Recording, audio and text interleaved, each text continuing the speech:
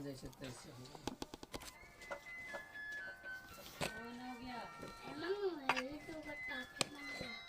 देखें पे थोड़ा सा वन लाइनर।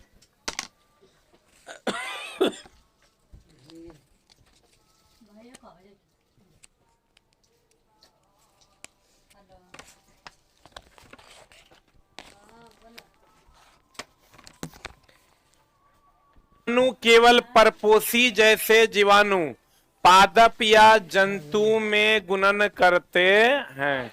देखो विषाणु जो है, सबसे पहले तो ये चला यही नहीं मरता है, वो कौन है? विषाणु।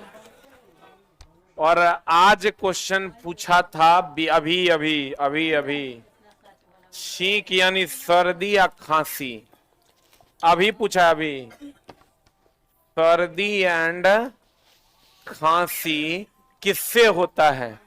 वायरस से। आई क्वेश्चन है, आज कितना तारीख है?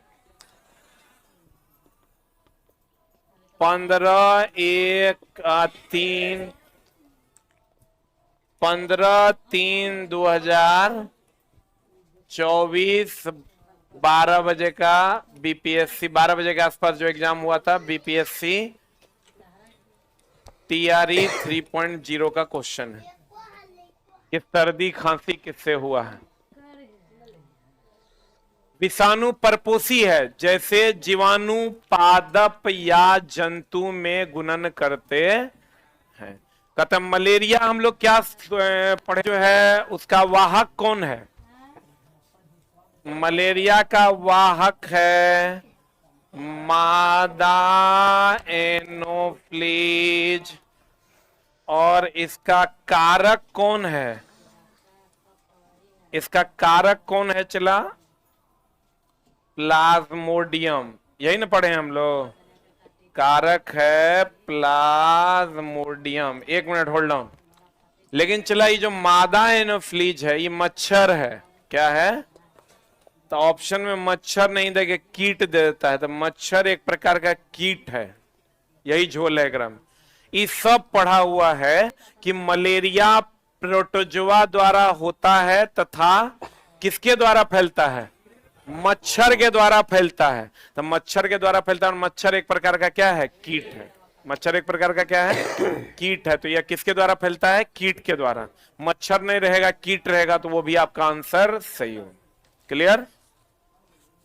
मलेरिया का वाहक कौन है? मादा एनोफ्लीज। कारक कौन है? प्लाज्मोडियम। वाहक कौन है? मादा एनोफ्लीज। कारक कौन है? प्लाज्मोडियम। लिख लिए?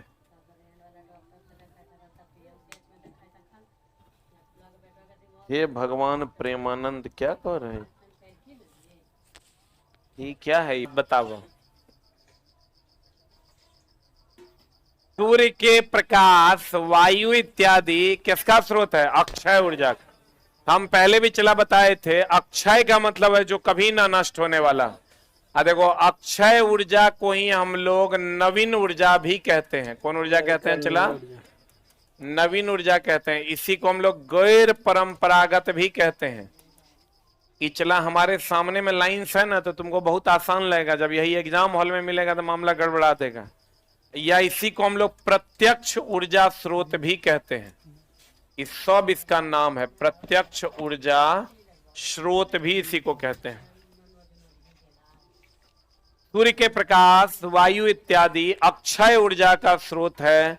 नवनी परंपरागत या प्रत्यक्ष ऊर्जा, सूर्य प्रत्यक्ष ऊर्जा का स्रोत है। सूर्य केवल प्रत्यक्ष ऊर्जा का स्रोत है। हो गया? अब बताओ, तापीय शक्ति संयंत्र में विद्युत ऊर्जा को उत्पन्न करने के लिए हम लोग कोयला का प्रयोग करते हैं। कभी कभी क्या करता है चिला, कोयला नहीं दे करके क्या दे देता है? जीवाश्म दे देता है।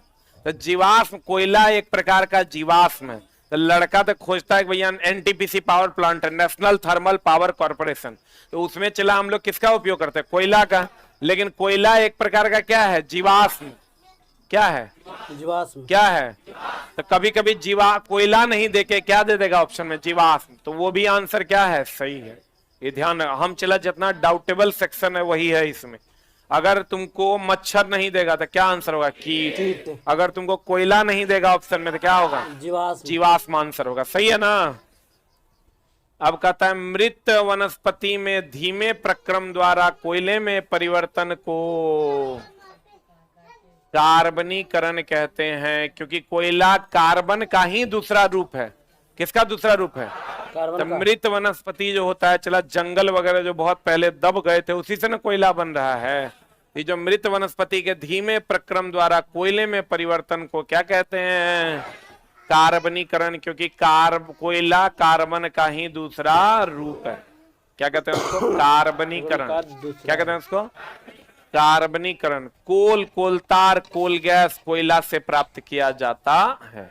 कोलतार से बनता है चला नेप्थलीन। क्या बनता है? नेप्थलीन, जिससे हम लोग मौत भगाते हैं। क्या भगाते हैं? मौत बोले तो कीड़ा भगाते हैं। क्या भगाते हैं? कीड़ा। कभी कभी क्वेश्चन पूछ देता है कि नेप्थलीन कहां से मिलता है? कोलतार से, जिससे हम लोग क्या भगाते हैं? मौत। क्या भगाते हैं? मौत भगाते हैं। कोलतार कोल गैस कोयला से प्राप्त किया जाता है। कोलतार कोल गैस ये सब किससे प्राप्त किया था? कोयला। कोयला का बनना कार्बनीकरण कहलाता है। कोयला का बनना क्या कहलाता है? कार्बनीकरण। कोयला को ही जीवाश्म भी कहते हैं। कोयला को ही क्या कहते हैं? जीवाश्म भी कहते हैं। जीवाश्म भी कहते हैं। जीवाश्म की उम्र का पता लगाने के लिए कार्बन 14 कहते हैं ना। इसका मतलब कोयले की उम्र का पता लगाने के लिए कार्बन 14, जीवाश्म की उम्र का पता दे देगा तो कार्बन 14 सब मार देगा। अगर कोयला की उम्र का पता दे देगा तब भी क्या मारना है? कार्बन 14। क्या मारना है? कीटों को भगाने के लिए उपयोग किए जाने वाली नेप्थलीन की गोलियां। कीट के जगह पर कहीं कहीं क्या दे देता है? मौत। क्या दे देता है? या कभी कभी दे देगा कि कपड़ों से कीड़ों को हटाने के लिए। कहां से चला? कपड़ों से कीड़ों को हटाने के लिए। कपड़ों से कीड़ों को हटाने के लिए किसका उपयोग करते हैं? नेप्थलीन की गोली। मौत का उपयोग किया जाता है। चलिए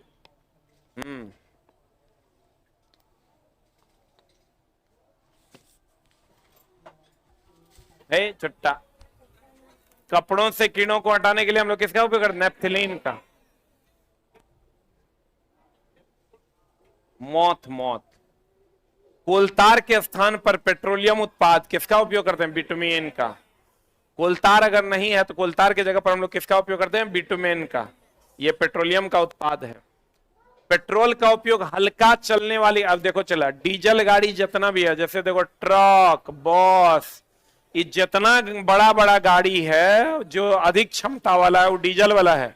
और कम क्षमता वाला जो जैसे मोटरसाइकिल है, टेम्पू है, ये सब क्या है? पेट्रोल है। और जो बीच वाला है वो पेट्रोलो है डीजलो है।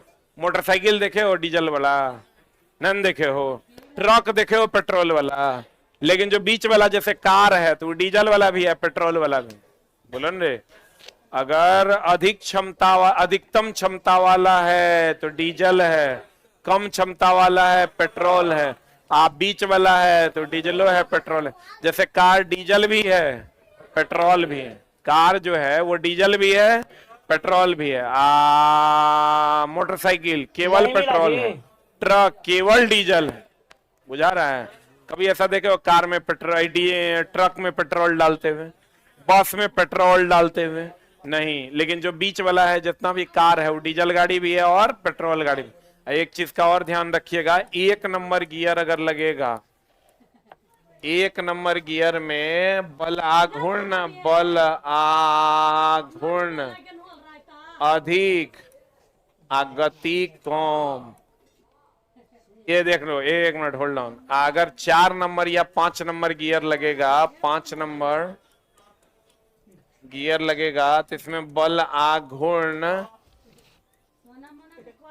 कम गति अधिक। बोलो अब रुको, हम लोग जो चढ़ान पर चलते हैं, किस पर चलते हैं? चढ़ान पर चलते हैं तो उसमें 1 नंबर गियर लगाते हैं तो हमको बल ज्यादा मिलता है और गति क्या मिलता है, कम। और अगर 5 नंबर गियर लगाते हैं तो बल आघूर्ण कम मिलता है और गति अधिक मिलती है। जल्दी से लिख।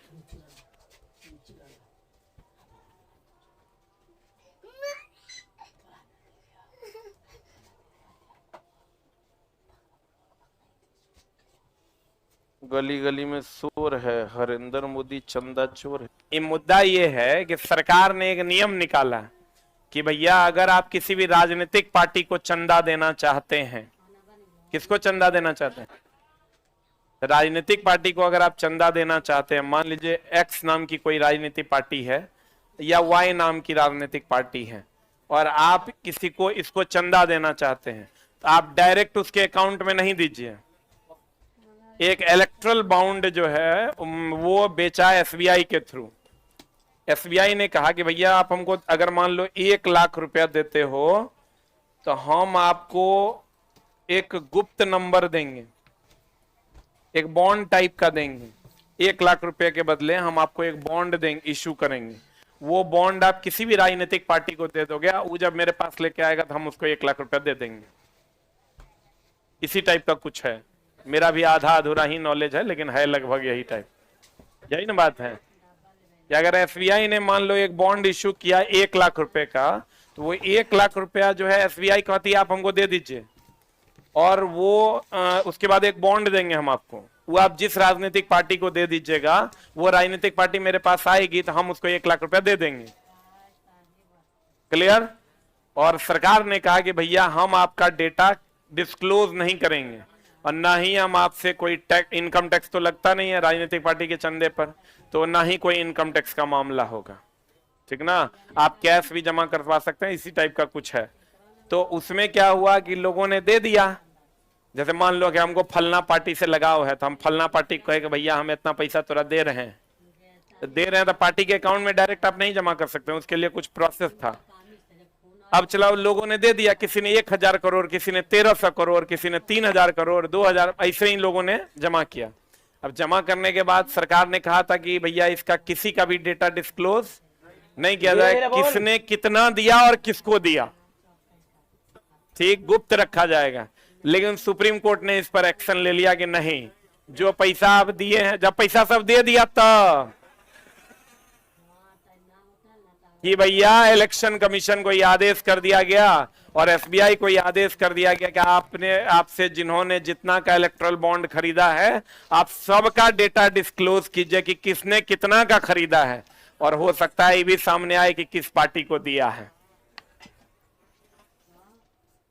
तो ये जब सामने आ जाएगा किसने कितना चंदा किसको दिया है, हमको लगता है इसमें इस सबसे तो बढ़िया चला ये था कि कहीं पर एम्स भी बड़ा अस्पताल खुलता, कहता इसमें आप चंदा दीजिए, लेकिन उसमें कोई नहीं देगा क्योंकि राजनीतिक पार्टी को देने से फायदा है, राजनीतिक रूप से उसको लाभ पहुंचेगा, इसलिए वो दिया कि भैया देखो निर्माण किसका निर्माण, 1 करोड़ नहीं दिया है, एक आदमी 1300 करोड़ दिया है। अरे बाप रे बाप। अच्छा चला एक बात, हमरा कोई 10 करोड़ दे देगा तो हम ओकर फेवर नहीं करेंगे। लक्ष्मी किसको अच्छा नहीं लगता है? अगर हमको 100 करोड़ कोई दे दे, हमको अगर कोई काम मान लो देना हो 10 आदमी में किसी एक आदमी को, तो हम क्या करा देंगे? ऑब्वियस सी बात है, वो देंगे। 100 करोड़ हमको दिया है कि नहीं? ये तो चला साफे ना गड़बड़ बात हो गया रे। बताओ यार। कहता है पेट्रोलियम का निर्माण समुद्र में रहने वाले जीव से हुआ है। देखो चला, पेट्रोलियम का निर्माण समुद्र के जीव से हुआ एक बात, लेकिन कोयले का निर्माण वनस्पतियों से हुआ। कोयले का निर्माण किससे हुआ? वनस्पति से हुआ। पेट्रोलियम का निर्माण समुद्र में रहने वाले जीव से हुआ। सही है, बोलो रे। कोयले का निर्माण हुआ पेड़ पौधों और वनस्पतियों से। कोयला का निर्माण किससे हुआ? कोयला का निर्माण हुआ वनस्पति से। किससे? अब बताओ, कोयला जितना अधिक समय तक रहेगा उतना अधिक उष्मा देगा, जलने के बाद उतना अधिक उष्मा देगा, उसमें कार्बन की मात्रा भी ज्यादा होगी, अब प्रदूषण कम होगा। बोलो रे। अगर कार्बन की मात्रा ज्यादा होगी तो प्रदूषण क्या देगा? कम। सबसे बढ़िया कोयला है एंथ्रासाइट, सबसे खराब कोयला है पीट।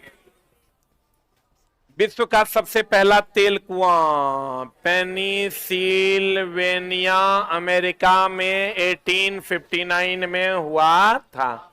पेट्रोलियम देखो चला, यहां पर बच्चा को बड़ा डाउट रहता है। हम लोग पेट्रोलियम को द्रव सोना भी कह देते हैं। पेट्रोलियम को क्या कहते हैं?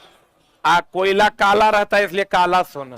अभी जानो इसको द्रव सोना ठीक है, लेकिन पेट्रोलियम और कोयला दोनों को मिला के काला सोना कहा जाता है। इसमें बच्चा बड़ा कंफ्यूज होता है। एक होता है सफेद स्वर्ण, एक होता है काला सोना। दो प्रकार का सोना, हरिहर पीला नहीं होता है। एक होता है चला सफेद स्वर्ण, सफेद स्वर्ण होता है प्लेटिनम। कौन चला? प्लेटिनम। और काला सोना में खाली कोयला नहीं है, कोयला और कौन है? पेट्रोलियम। कोयला और कौन है? पेट्रोलियम। सफेद स्वर्ण जो है, सफेद स्वर्ण में कौन कौन है? कौन कौन है? प्लेटिनम। लेकिन पेट्रोलियम और कोयला, बच्चा ये जानता है, कुछ कुछ किताब में मिस्टेक से लिखा हुआ है चला कि पेट्रोलियम को द्रव सोना कहते हैं और कोयला को काला सोना कहते हैं। लेकिन कभी कभी द्रव सोना भी दे देता है, तो दे देगा तो पेट्रोलियम को द्रव सोना मान लेना है। बोलेंगे अगर काला सोना ऑप्शन में नहीं है तो। लेकिन अगर सम्मिलित रूप से कहिएगा तो पेट्रोलियम और कोयला दोनों को हम लोग क्या कहते हैं? काला सोना के नाम से जानते हैं। और सफेद सोना किसको कहते हैं? प्लेटिनम। पेट्रोलियम और कोयला को कौन सोना? काला सोना। पेट्रोलियम और कोयला को काला सोना। सफेद स्वर्ण किसको कहते हैं? प्लेटिनम। प्लेटिनम को एडम उत्प्रेरक भी कहते हैं, क्योंकि इसकी खोज एडम साहब ने की थी।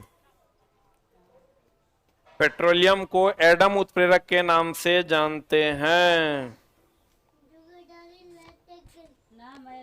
सबसे ज्यादा ऊष्मीय मान किसका होगा? इसको चला इसे समझो। ऊष्मीय मान का डिफिनेशन क्या है? इसका डिफिनेशन है कि 1 ग्राम ईंधन जलने पर, या यूं कहें, इसको थोड़ा सा हम सुधार देते हैं, एकांक द्रव्यमान ईंधन जलने पर जो ऊष्मा प्राप्त होता है, जो ऊष्मा प्राप्त होता है, ऊष्मीय मान को हम लोग किलो जूल पर केजी में ज्ञात करते हैं। सबसे अधिक ऊष्मीय मान, सबसे अधिक ऊष्मीय मान हाइड्रोजन गैस का कितना? 150 किलो जूल पर ग्राम। जल्दी लिख लिया? क्या कहते हैं? ऊष्मीय मान किलो जूल पर किलोग्राम में, या इसी को हम लिख सकते हैं किलो जूल प्रति ग्राम में भी व्यक्त करते हैं।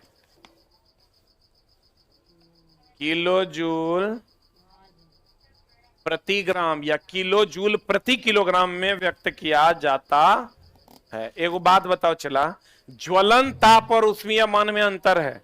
ज्वलन ताप बताओ, कोयला से ज्यादा गर्मी मिलता है तुमको कि एलपीजी गैस से? इसका मतलब ये हुआ कि इसका मिटा दें।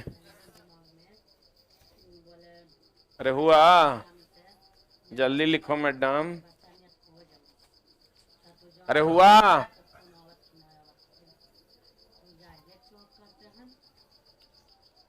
पगला है कि रे? देखो चला, ऊष्मीय मान सबसे ज्यादा गैस का, और सबसे ज्यादा गैस में किसका? हाइड्रोजन का।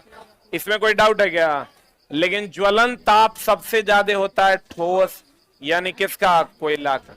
बताओ, सब जलने के बाद जो ताप निकलता है उसी को कौन ताप कहते हैं? ज्वलन ताप।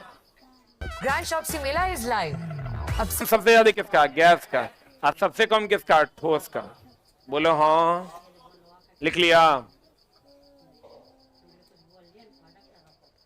मैग्नीशियम जल, यहां मैग्नीशियम जल कर MgO ऊष्मा और प्रकाश देता है।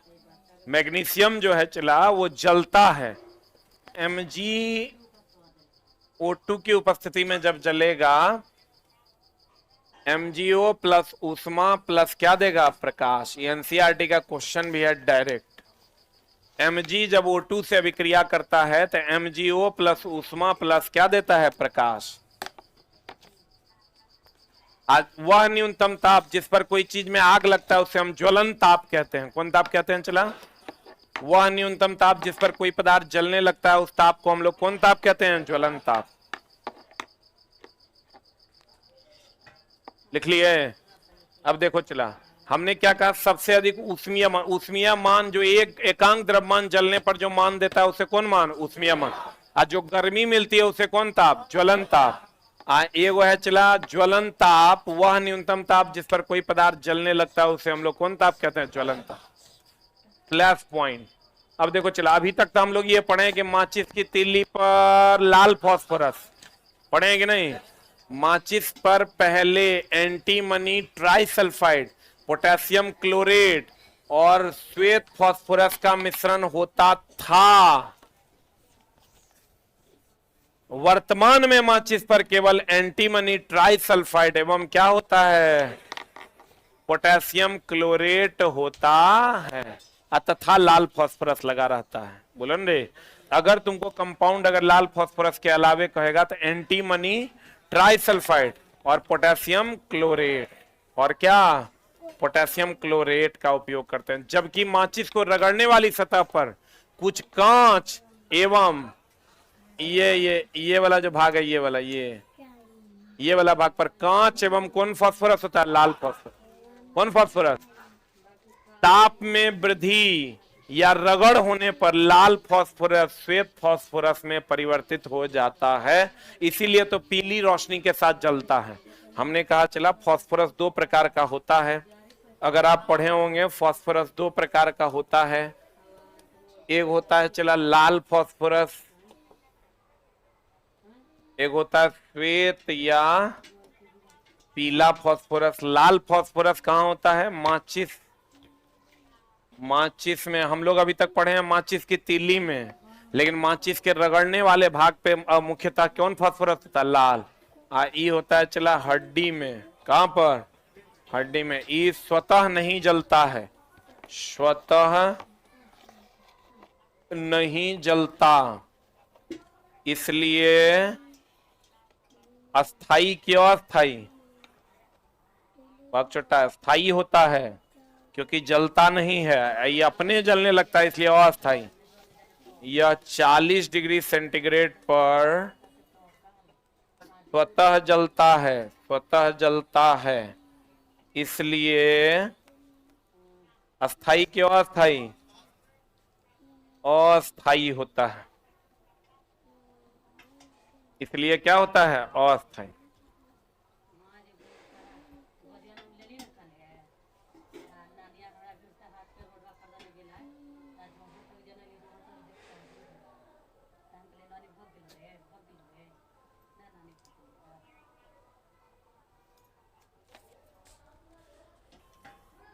या 40 डिग्री से पर स्वतः जलता है, इसलिए देखना स्मशान घाट में जो हड्डी रखल रहता है, रखले रखल आग लग जाता है ओकरा, तो लोग कहता है भूत है। अब देखो चला, लाल फास्फोरस जब जलेगा तो वो पीले रोशनी के साथ जलता है, इसीलिए उसको हम श्वेत या पीला फास्फोरस कहते हैं। तो आपको कहेगा माचिस की तीली में होता है कौन फास्फोरस, लाल। आज जब वो जलने लगेगा तो कैसा व्यवहार करेगा, श्वेत या पीला फास्फोरस की तरह व्यवहार करता है। लिख लिए, लिखिए लिखिए, हाथे नहीं चलता। वृद्धि या रगड़ होने पर लाल फास्फोरस श्वेत फास्फोरस में परिवर्तित हो जाता है। आग बुझाने वाले कार्य, आग बुझाने वाले कार्य, आग बुझाने वाले कार्य, आग बुझाने वाले कार्य। एक मिनट। प्रवाह काटना या ईंधन का ताप को कम करना या दोनों होता है। अब देखो, जब आग बुझाते हैं हम लोग तो मेनली क्या करते हैं, वायु के संपर्क को हटाते हैं। जैसे आपको कहेगा किसी को भी अगर कहीं पर आग लगा हुआ है, किसी आदमी को आग लग गया, सबसे उपयुक्त उपाय क्या है, अग्निशामक का छिड़काव करना? नहीं, अग्निशामक का छिड़काव कीजिएगा तो क्षार होता है, क्षार तीखा होता है, बहुत लहरेगा, उसको कंबल लपेट देना है। क्या लपेट देना है? कंबल लपेट देना। तो आपको कहेगा कंबल लपेटने से क्या होता है? ऑक्सीजन के संपर्क को तोड़ देते हैं। कभी कभी ऑक्सीजन नहीं देके वायु भी दे देता है। अगर वायु और ऑक्सीजन दोनों देगा तो आंसर मारिएगा ऑक्सीजन। अगर ऑक्सीजन नहीं देगा तो क्या मारिएगा? वायु। वायु के संपर्क को तोड़ देता है। किसके संपर्क को? अगर हम कंबल लपेट देते हैं तो वायु के संपर्क को तो तोड़वे करता है, और साथ ही साथ कहता है कार्य में वायु का प्रवाह काटता है। आग बुझाने वाले का कार्य वायु के प्रवाह को काटना या ईंधन के ताप को कम करना, या क्या होता है? दोनों। कह देगा ए एंड बी बोथ। तो लड़का मारेगा हाँ वायु के प्रवाह को काटना, नहीं, ईंधन के ताप को भी क्या करता? कम। जैसे ही वायु के प्रवाह को काटेगा वैसे ही ईंधन का ताप क्या हो जाएगा? कम होगा। बोलन रे। तो कहते हैं जब भी हमको आग बुझाना है मतलब वायु के प्रवाह को क्या करना है? रोकना। और खास करके किसका? ऑक्सीजन का। अगर कहेगा आग के लिए आवश्यक है, आग के लिए आवश्यक है, ऑप्शन में एगो दे देगा चला तोरा तत्व, दूसरा दे देगा यौगिक, और तीसरा दे देगा मिश्रण। क्या मारिएगा? आग के लिए आवश्यक है ऑक्सीजन। कौन आवश्यक है? तो छोटा रे, ऑक्सीजन आवश्यक है। तो ऑक्सीजन क्या है? यौगिक है। और वायु क्या है? मिश्रण। क्या मारिएगा? क्या मारिएगा? यौगिक इज द राइट आंसर। जल्दी लिख।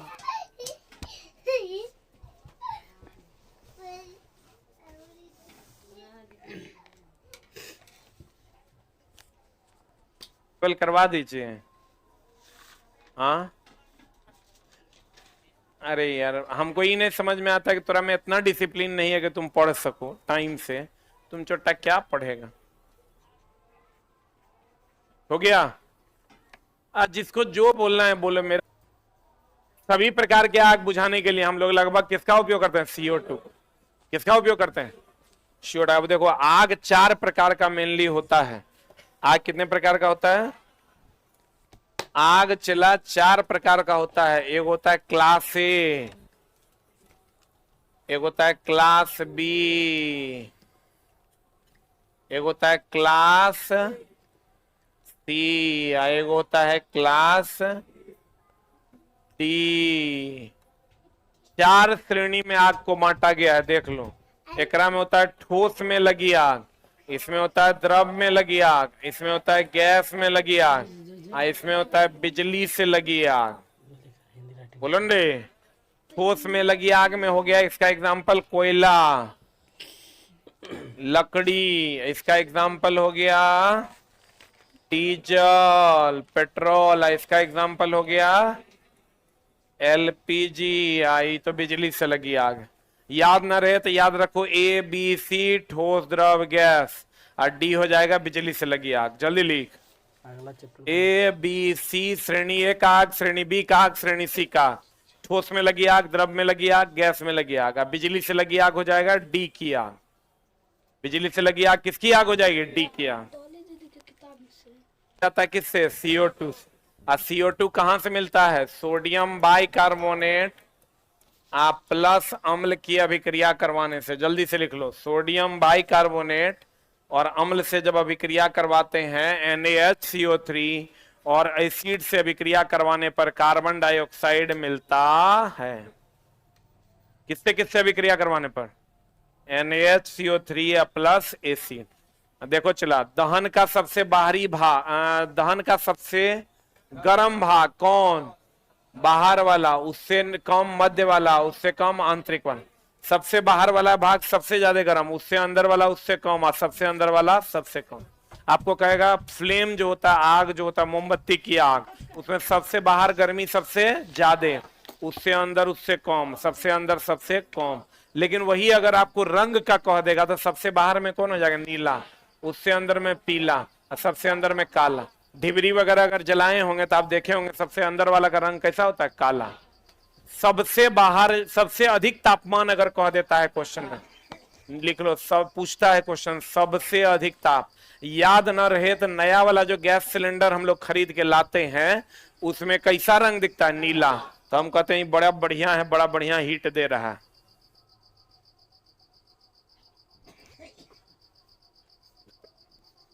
हो गया। सबसे अधिक ताप कौन देगा? नीला। अब बाहरी भाग के अंदरूनी भाग, कौन भाग? बाहरी। बाहरी भाग का ताप सबसे अधिक। बताओ ऊष्मीय मान का सही मात्रा कभी तुरंत दिन बताए थे रे, किलो जूल पर केजी या किलो जूल पर ग्राम, ऐसा ही मात्रक हो जाएगा किलो जूल पर के। सबसे अधिक ऊष्मीय मान हाइड्रोजन का, यानी गैस का कि द्रव का? गैस का ना। ज्वलन ताप सबसे अधिक किसका? ठोस का, यानी कोयला का कि एलपीजी का? कोयला का। तो कहते हैं सल्फर एवं नाइट्रोजन ऑक्साइड के कारण अम्लीय वर्षा होती है। सही कि गलत? SO2 एंड NO2 यूपीएससी 2023 का सवाल है इस बार। यूपीएससी 2023 में यही क्वेश्चन, एकदम सड़ा हुआ क्वेश्चन है वो, यही था। बाकी तो कथन और निष्कर्ष वाला क्वेश्चन पूछता है वो, लेकिन एगो जो नॉर्मल क्वेश्चन था वो यही था। SO2 एंड NO2, SO2 या NO2, तो या वाला नहीं होगा, क्या वाला होगा? एंड वाला। कहते हैं चला सल्फर और नाइट्रोजन ऑक्साइड के कारण अम्लीय वर्षा होती है। ज्वलनशील पदार्थ का ऊष्मीय मान ज्यादा और ज्वलन ताप कम।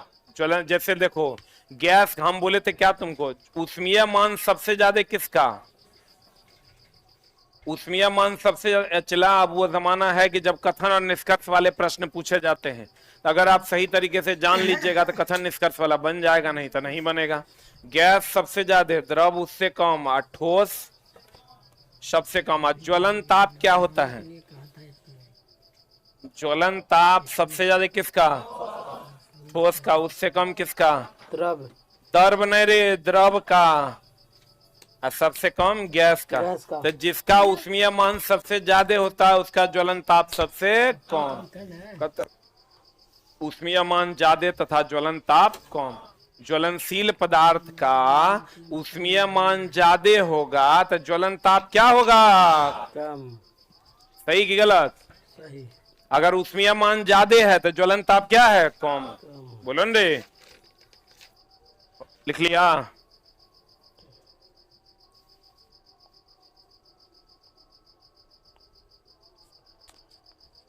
किसी व्यक्ति को कपड़ा में आग लगने की स्थिति में उसे कंबल से ढकना चाहिए या कि कार्बन डाइऑक्साइड का घोल छिड़कना चाहिए? क्योंकि हम बोले थे चला कार्बन डाइऑक्साइड होता है अम्लीय। कैसा होता है?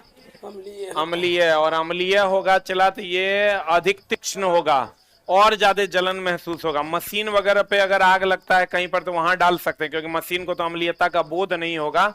लेकिन अगर किसी व्यक्ति को आग लग गया, किसी व्यक्ति की बात हो रही है, आपको ऑप्शन में देगा व्यक्ति को आग लग गया, क्या करेंगे? कार्बन डाइऑक्साइड डालेंगे, कंबल डालेंगे? कंबल डालेंगे, क्योंकि कार्बन डाइऑक्साइड कैसा होता है? अम्लीय। कैसा होता है? अम्लीय। और कहते हैं कि भैया चींटी अगर मधुमक्खी का डंक मार दिया तो छार डालेंगे क्या? अम्ल? क्षार। अम्ल। क्षार। मधुमक्खी के डंक में चला ऑलरेडी अम्ल रहता है, फॉर्मिक एसिड, और अम्ल डाल दोगे तो बढ़ जाएगा। क्षार डालना होगा। क्षार में भी दुर्बल क्षार डालना होगा, क्योंकि क्षार तीखा होता है। और दुर्बल क्षार कौन है? NaHCO3 के NaOH। NaHCO3, NaOH प्रबल क्षार है। कौन क्षार है? लिख लो, मधुमक्खी के डंक मारने पर, मधुमक्खी के डंक मारने पर फॉर्मिक एसिड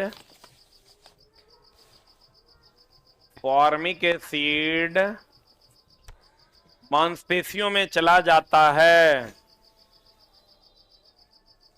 फॉर्मिक एसिड मांसपेशियों में चला जाता है, जिसको उदासीन करने के लिए, जिसको उदासीन करने के लिए दुर्बल क्षार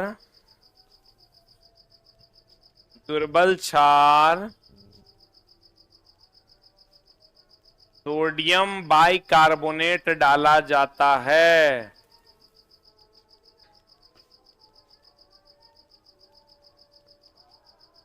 दुर्बल क्षार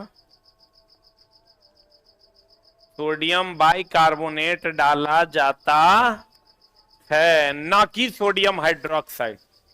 या लिख लो सोडियम हाइड्रोक्साइड नहीं डाला जाता है, सोडियम हाइड्रोक्साइड नहीं डाला जाता है।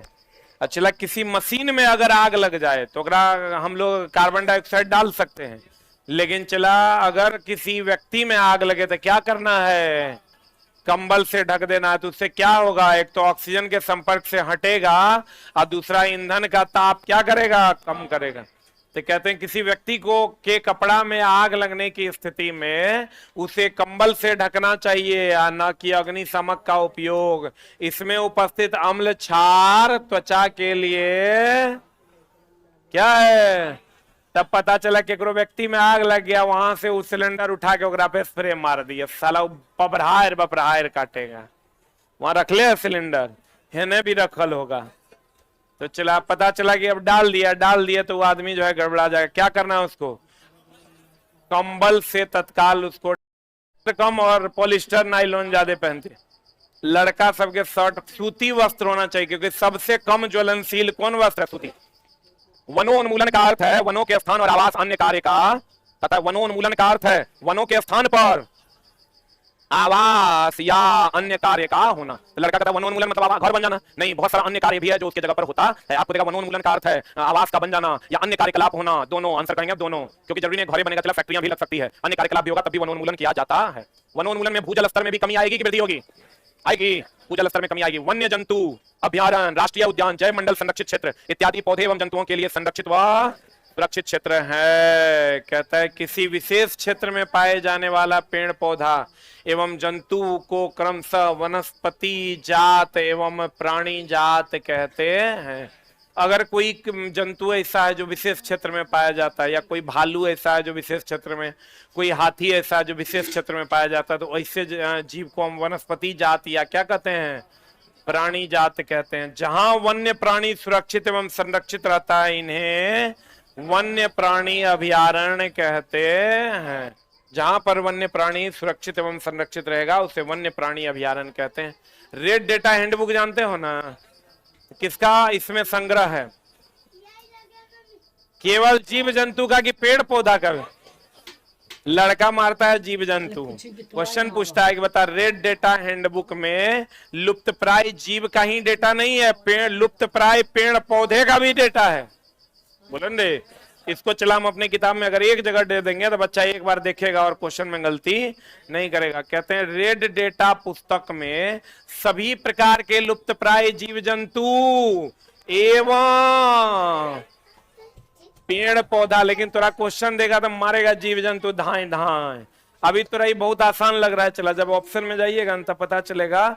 रेड डेटा हैंडबुक में जीव जंतु जो लुप्त हो रहे हैं उसका भी डेटा है, और पेड़ पौधे जो लुप्त हो रहे हैं उसका भी डेटा उपलब्ध है।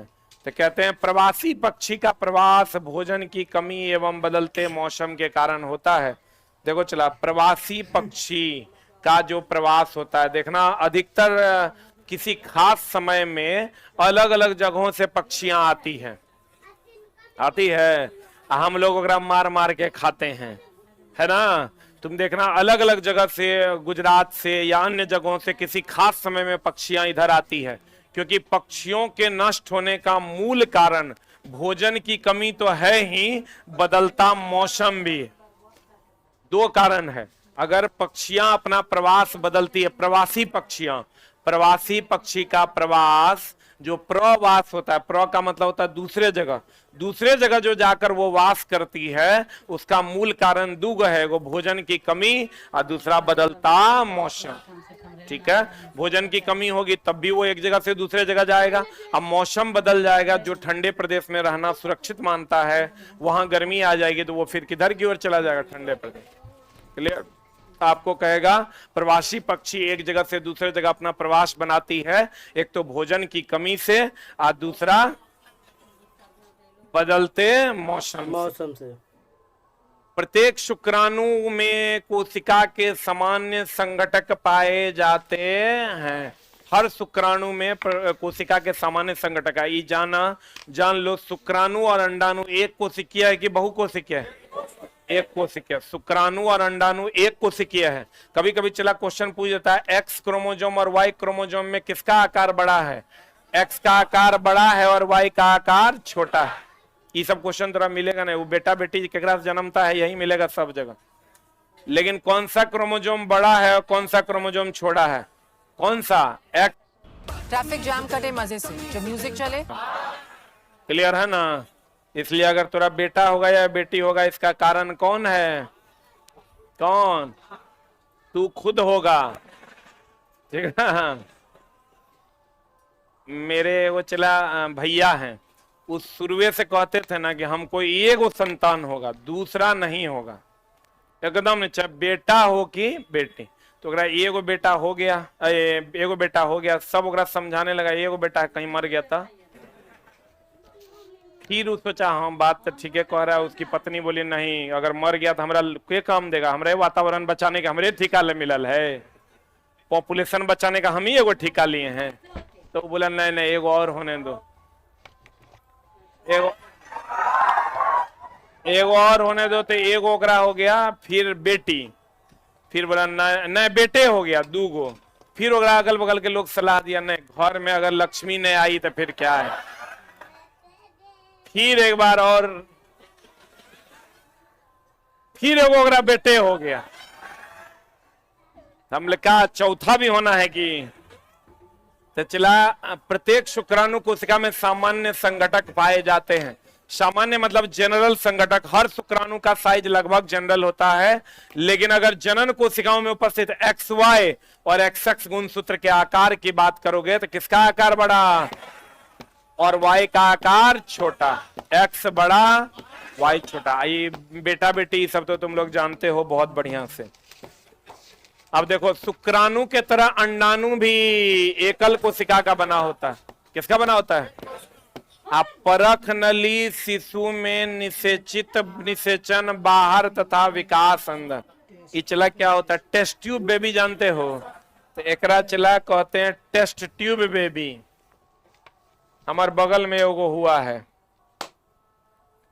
टेस्ट ट्यूब बेबी चला। अगर नहीं हो पाएगा तो एक एगो उपाय है, लेकिन वो बच्चा जो है 100% मतलब स्वास्थ्यवर्धक सिद्ध नहीं होता। कोनो दिन कोपचा में चल जाएगा।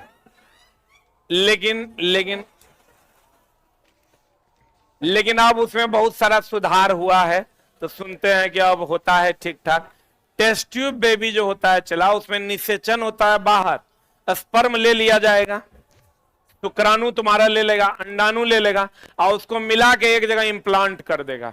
तो विकास होता है ट्यूब के अंदर और निषेचन होता है बाहर। निषेचन कहाँ? बाहर। विकास कहाँ? अंदर। ट्यूब के अंदर में विकास होता है, निषेचित करके और ट्यूब के अंदर डाल दिया जाता है। दोनों अंडाणु शुक्राणु लेके निषेचन हो गया और उसको मिला के कहाँ डालता है? ट्यूब के अंदर। तो कहेगा विकास कहाँ होता है? ट्यूब के अंदर। और निषेचन कहाँ होता है? बाहर। तो कहते हैं परखनली टेस्ट ट्यूब बेबी में निषेचन बाहर तथा विकास अंदर।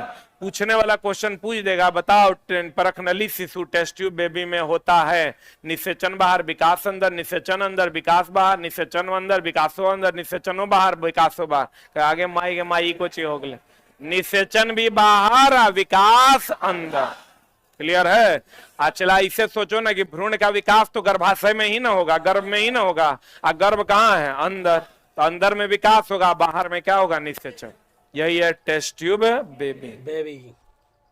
निषेचन के परिणाम स्वरूप युग्मनज बनता है जो विकसित होकर क्या में परिवर्तित होता है?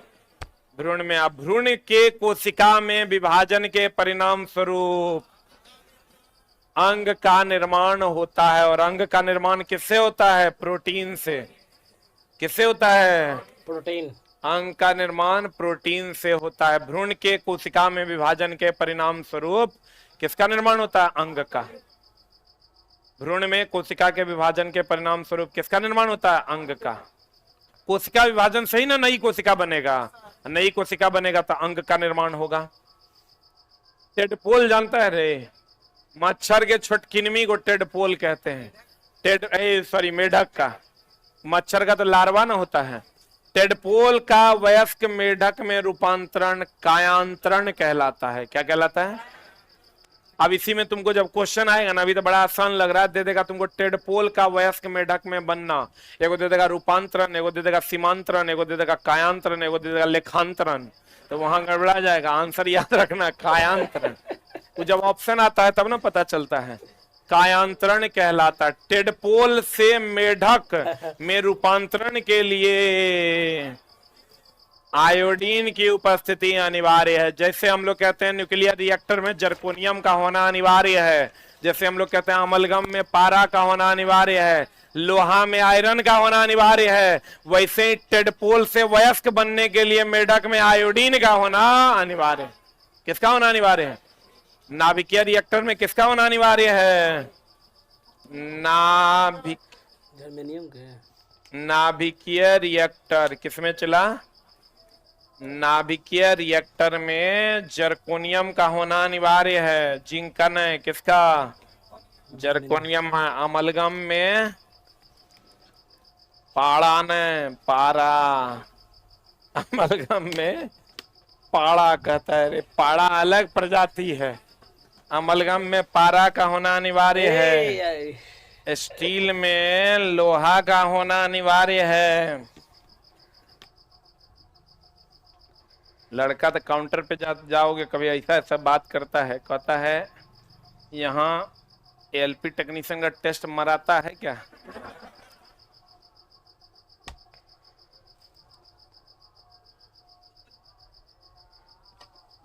मतलब पगला गया है क्या रे? टेस्ट होता है यहाँ। नाभिकीय रिएक्टर में किसका होना अनिवार्य है? जर्कोनियम का। अमलगम में किसका होना अनिवार्य है? पारा का। स्टील में किसका होना अनिवार्य है? आयरन का। और टेडपोल से मेढक बनने के लिए किसका होना अनिवार्य है? आयोडीन का। किसका? आयोडीन। आयोडीन की उपस्थिति अनिवार्य होती है। अमीबा, एक कोशिकीय अमीबा, अमीबा एक कोशिकीय जीव है और बाइनरी विखंडन होता है।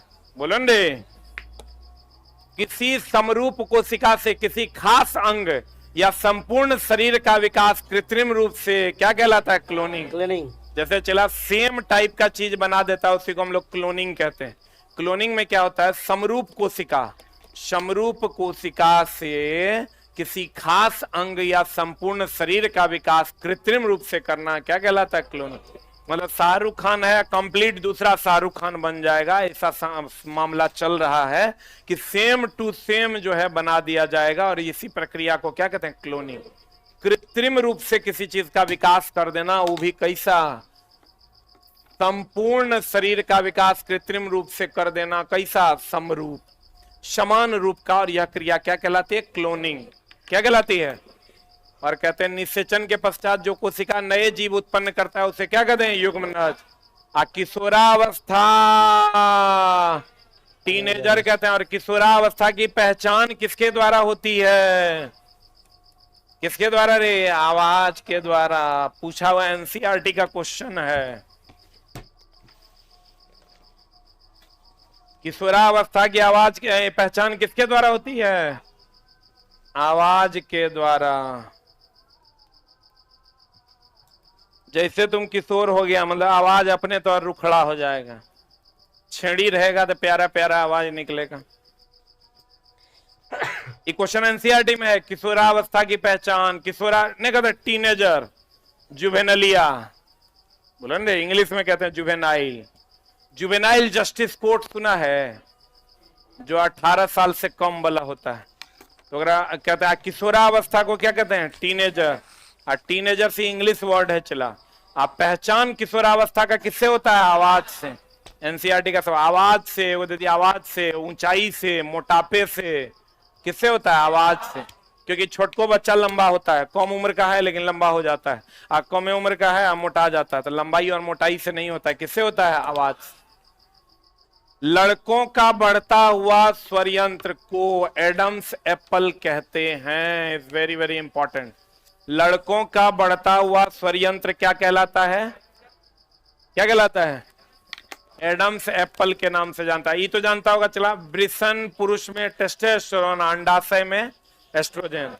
ये सही है ना?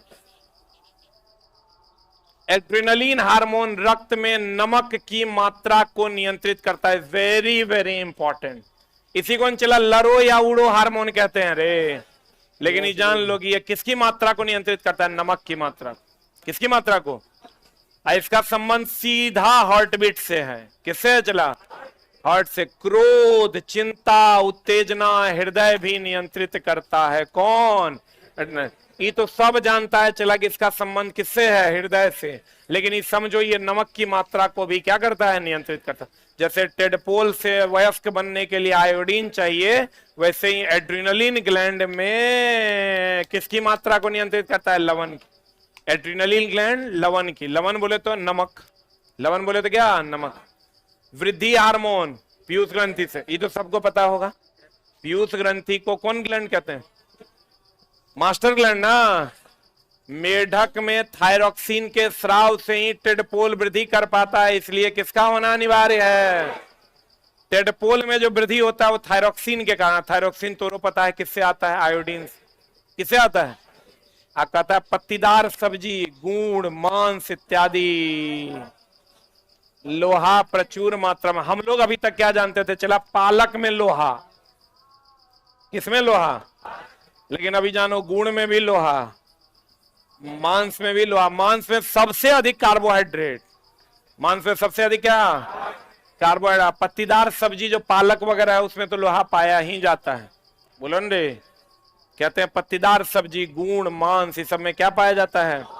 लोहा का प्रचुर स्रोत है। पत्तीदार सब्जी, गुड़, मांस लोहा का प्रचुर स्रोत है।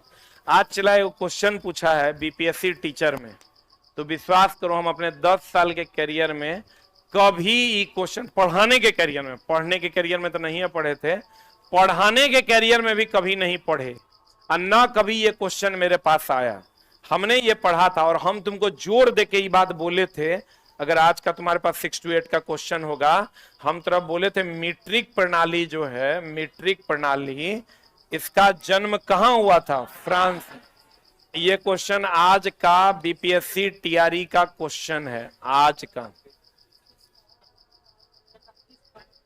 31 नंबर जो पॉइंट है तुम्हारा, ये rare of the rarest point है। ये मेरे किताब में भी नहीं है, मेरे किताब में है एसआई प्रणाली की खोज कहां हुई थी?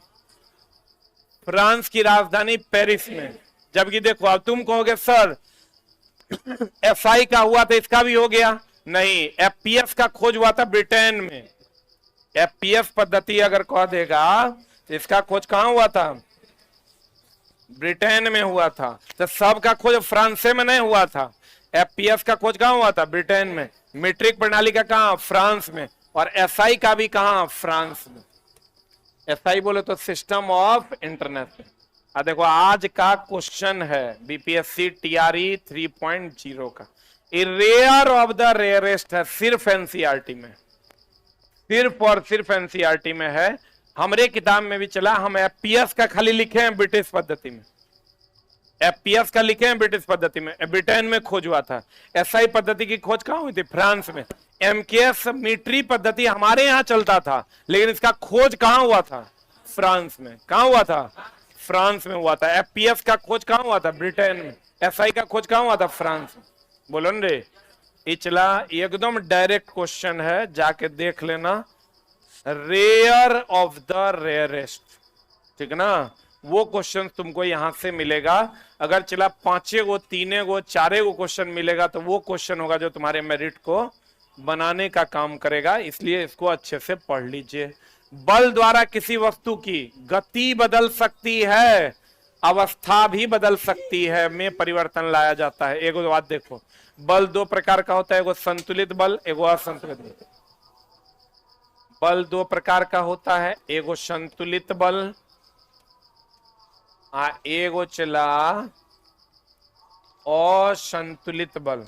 तो संतुलित बल की अगर हम बात करें तो ये अगर 5 न्यूटन इधर है तो 5 न्यूटन इधर भी होगा। और संतुलित बल की अगर हम बात करें तो अगर 10 न्यूटन का बल इधर लगेगा तो 20 न्यूटन का बल इधर लगेगा। बोलो हाँ, इसमें गति होगा। क्या होगा? गति होगा। इसमें चला गति नहीं होगा। गति नहीं होगा, लेकिन अधिक होने पर अवस्था बदल जाएगा। अवस्था बहुत ज्यादा, इधर से 3000 न्यूटन, उधर से 3000 न्यूटन, फट जाएगा ही, तो अवस्था बदलेगा। रुक जा रुक जा रुक जा रुक जा रुक जा, ध्यान से समझना। चला, बल कितने प्रकार का? एक वो संतुलित बल, एक और संतुलित। संतुलित बल 5 न्यूटन इधर, अब 5 न्यूटन इधर, तो संतुलित हो गया।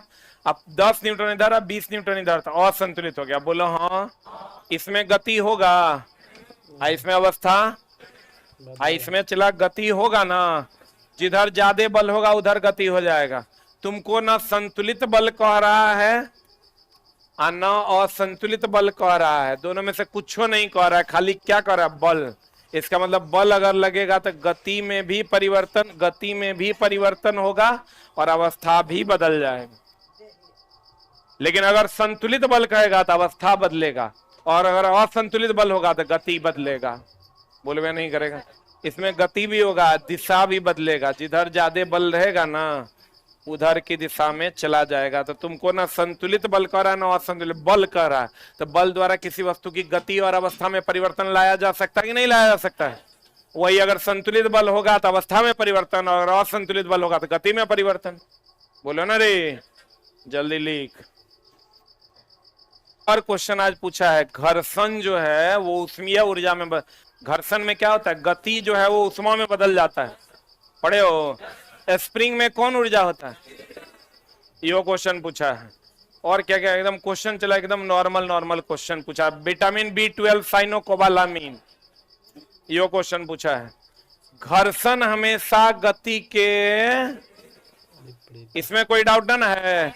आज जो क्वेश्चन पूछा है वो पूछा है कि घर्षण में किसमें चला? घर्षण में गति जो है वो किसमें बदल जाता है? ऊष्मा में। गति किसमें बदल जाता है? ऊष्मा में। घर्षण में गति किसमें बदलता है? ऊष्मा में। ये आज का क्वेश्चन है बीपीएससी TRE 3.0 का। गति किसमें बदल जाता है? ऊष्मा में। घर्षण में गति किसमें बदल जाता है? ऊष्मा में। गुरुदेव ब्रेकअप हो गया बल बताओ। और संपर्क बल है कि संपर्क बल है? और संपर्क, बिना संपर्क के ही ना बल लग जाता है। लेकिन चला, घर्षण बल संपर्क बल है। पूछेगा घर्षण बल कौन बल है? संपर्क बल है। देख लो, चुंबक बिना संपर्क के भी बल लगा लेगा, लेकिन घर्षण बल कौन बल है? संपर्क बल। चुंबक द्वारा लगाया गया बल एक और संपर्क बल है, लेकिन घर्षण कौन बल है? संपर्क बल। द्रव अथवा गैस बर्तन की दीवार पर क्या डालता है? दाब। कोई द्रव या गैस जो बहने वाला है, ये बर्तन की दीवार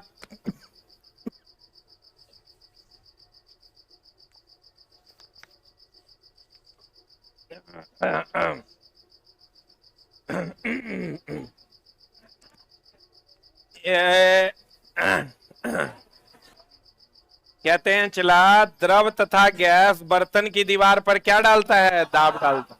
सही है। और F बराबर तुम जानता होगा, चला M में जानता है रे, लेकिन F बराबर तो ये भी जानो, संवेग में परिवर्तन। संवेग में परिवर्तन बटा समय। इसमें चला हम हर वो पॉइंट 700 पॉइंट तुम्हारे जीवन में ऐड होगा जहां जहां कंफ्यूजन होता है, या जिसको जिसको पढ़ना, कम से कम 500-550 पॉइंट तो ऐड हो ही जाएगा। 100-200 पॉइंट चलो उल्टा पुल्टा है, सीधा साधा है तो छोड़ देते हैं। 500 लाइन तो तेरा मच्छर और कीट में अंतर तुरा समझ में आ जाएगा, वाष्पोत्सर्जन और वाष्पीकरण में अंतर तुरा समझ में आ जाएगा। बताओ what is the answer? What is the answer? द्रव और गैस बर्तन की दीवार पर क्या लगाता है? दाब। और द्रव और गैस का जो दाब है, इसको नापने के लिए हम लोग वेंचुरी मीटर का प्रयोग करते हैं। किसका प्रयोग करते हैं? Venturi meter. इसका द्रव और गैस का जो दाब है, इसको नापने के लिए हम लोग वेंचुरी मीटर का प्रयोग करते हैं। वेंचुरी मीटर किसके सिद्धांत पर काम करता है? बर्नौली के सिद्धांत पर काम करता है। बर्नौली का सिद्धांत प्रमेय किसके सिद्धांत पर काम करता है? ऊर्जा संरक्षण के सिद्धांत पर काम करता है।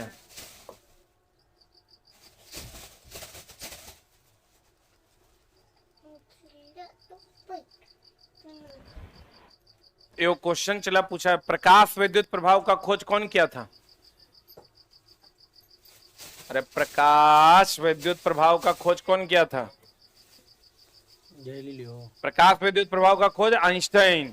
लेकिन क्वेश्चन पूछा है फोटोवोल्टेइक सेल, खोज तो हर्ट्ज किया था, व्याख्या आइंस्टाइन किया था। फोटोवोल्टेइक सेल का खोज बैक्वेरेल किया था। कौन किया था? चला बैक्वेरेल किया था। ये क्वेश्चन आज एगो नया टाइप का पूछा है। फोटोवोल्टेइक सेल का खोज कौन किया था? Becquerel, Edward Becquerel. द्रव तथा गैस बर्तन के दीवार पर दाब डालते हैं। वेंचुरी मीटर जो है द्रव और गैस के प्रवाह की दर को नापता है, और ये बर्नौली के सिद्धांत पर है। और यह किसके संरक्षण पर आधारित है? ऊर्जा संरक्षण। किसके संरक्षण? ऊर्जा संरक्षण पर आधारित है।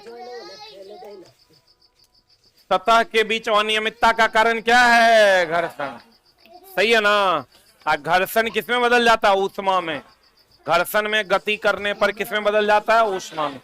सतह अनियमित है, इसका कारण क्या है? घर्षण। तरल द्वारा लगाया गया घर्षण बल को क्या कहते हैं? कर्षण। याद रखना चला, तरल जो घर्षण लगाता है उसको हम क्या कहते हैं? कर्षण, या उसी को श्यानता भी कहते हैं। तरल द्वारा लगाए गए घर्षण बल को कर्षण या श्यानता कहते हैं। तरल द्वारा लगाए गए बल को क्या कहते हैं? चला कर्षण या श्यानता। कर्षण या श्यानता। विद्युत निष्कर्षण में उपयोग होने वाली छड़ को क्या कहते हैं? इलेक्ट्रोड। देखो, इलेक्ट्रोड का मतलब हुआ धन भी और ऋण भी। धन और ऋण के सम्मिलित रूप को देख लो। एक मिनट, विद्युत निष्कर्षण में एगो पॉजिटिव प्लेट एगो निगेटिव प्लेट होगा, और दोनों के सम्मिलित रूप को क्या कहते हैं? इलेक्ट्रोड। इलेक्ट्रोड मतलब धन भी और ऋण भी। ये क्वेश्चन आज पूछा था। मुक्त रूप से पाया जाता है।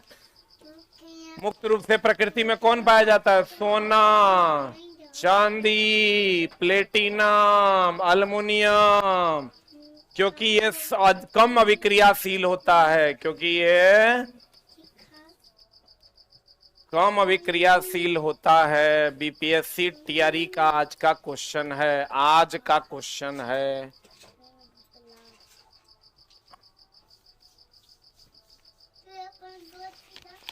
हो गया? मुक्त रूप से पाया जाता है सोना, चांदी, प्लेटिनम। क्योंकि ये कम अभिक्रियाशील है कि ज्यादा अभिक्रियाशील है? कम अभिक्रियाशील है।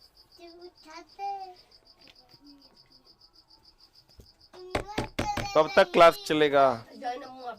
क्लास अच्छा, कब से क्लास चलता है? 6:20 से क्लास चलता है, और अगला 3-4 क्लास और चलेगा, और सिर्फ मंडे टू फ्राइडे चलता है। मतलब आज है फ्राइडे, अब ये क्लास है मंडे को। 2 दिन सैटरडे और संडे नहीं चलता है। फिर से मैं बता दूं प्यारे विद्यार्थियों, ये जो क्लास अभी हम ले रहे हैं इसमें 700 प्लस वन लाइनर्स पढ़ाने हैं, और ये मंडे टू फ्राइडे चलता है। अगले सप्ताह में इसको हम कंप्लीट कर देंगे। और ये क्लास कल और परसों नहीं है, शनिवार रविवार नहीं है, 20 मिनट में चलता है। जल में विद्युत धारा प्रवाहित करने पर ऑक्सीजन और हाइड्रोजन गैस क्रमशः धन और ऋण ध्रुव पर निकलता है। देखो, ये चीज ध्यान रखना चला।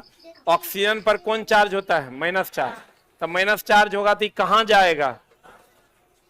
इस पर होता है माइनस चार्ज। आज जाएगा कहां? ही जाएगा कहां? प्लस पर, यानी एनोड पर ना हो। हाइड्रोजन पर होता है प्लस चार्ज, होता प्लस, ये होता यहां माइनस। आज जाएगा कहां? कैथोड पर। समझ में आया कि नहीं? एक क्वेश्चन बताओ, Zn प्लस प्लस कहां जाएगा? एनोड पर कि कैथोड पर? अभी कुछ दिन पहले तुरंत हम चला डिस्कशन करवाए हैं इसका। चला हम तुम बोल लो, ये वही पॉइंट है। इसमें 600 प्लस वैसा पॉइंट है जो तुमको नहीं पता है या जिसमें दिक्कत होगा। इसलिए इसको एकदम ग्रहण कर लो। ऑक्सीजन पर होता क्या है? माइनस चार्ज, लेकिन ये जाएगा किस पर? प्लस पर, यानी एनोड पर। हाइड्रोजन पर होता है प्लस चार्ज, जाएगा किस पर? कैथोड पर। हमको लगता है जिंक वाला क्वेश्चन अभी हम रिसेंटली 1-2 दिन में डिस्कशन करवाए कल रात में 9:20 वाला क्लास में ना। अच्छा, जिनको ऑब्जेक्टिव पढ़ना है हमसे डेली, वो आप 9:20 में, संडे टू संडे हम आते हैं पढ़ाने। संडे टू संडे एकदम फ्री क्लास है, आप यूट्यूब पर आकर पढ़ सकते हैं। डेली 9:20 शाम में 20 क्वेश्चन हम डेली पढ़ाते हैं, 40 से 50 मिनट। अगर आप आ पाते हैं तो जरूर आइए, हम आपको कोशिश करेंगे अच्छे अच्छे प्रश्न सिखा दें। गौर फरमाइएगा। चला, जकरा पर माइनस चार्ज होगा वो रहेगा किस पर? प्लस पर। और जकरा पर प्लस चार्ज होगा वो जाएगा किस पर? माइनस पर। तो जिंक अभी कल का क्वेश्चन है, कल रात का, कि Zn प्लस प्लस जो है इस पर होता है प्लस चार्ज। तो प्लस चार्ज मतलब ये एनोड है, आई जाएगा किस पर? कैथोड पर। बोलो ना रे, प्लस जाएगा माइनस पर, माइनस जाएगा प्लस पर। क्लियर है? तो क्वेश्चन कहता है इसी में दे देगा, चला 2 को दे देगा, कहेगा क्रम से बताइए क्या होता है। कहता जल से विद्युत धारा प्रवाहित करने पर ऑक्सीजन और हाइड्रोजन, तो ऑक्सीजन पर होता है माइनस, तब माइनस जाएगा किस पर? प्लस पर। और हाइड्रोजन पर होता है प्लस, कहा जाएगा? माइनस। समझ में आया कि नहीं? बताओ रे। टेडपोल से वयस्क बनता है किससे? आयोडीन। किसका होना अनिवार्य है? आयोडीन। किसका? आयोडीन का होना अनिवार्य। रेड डेटा हैंडबुक में खाली जीव जंतु की पौधा भी दोनों ना। समझ में आ रहा है? पौधों में वाष्पीकरण की वाष्पोत्सर्जन पक्का। असंघनन गैस से द्रव की वाष्प से द्रव, वाष्प से द्रव। और नहीं रहेगा तब माना गैस से द्रव। क्लियर है? Thank you very much. ये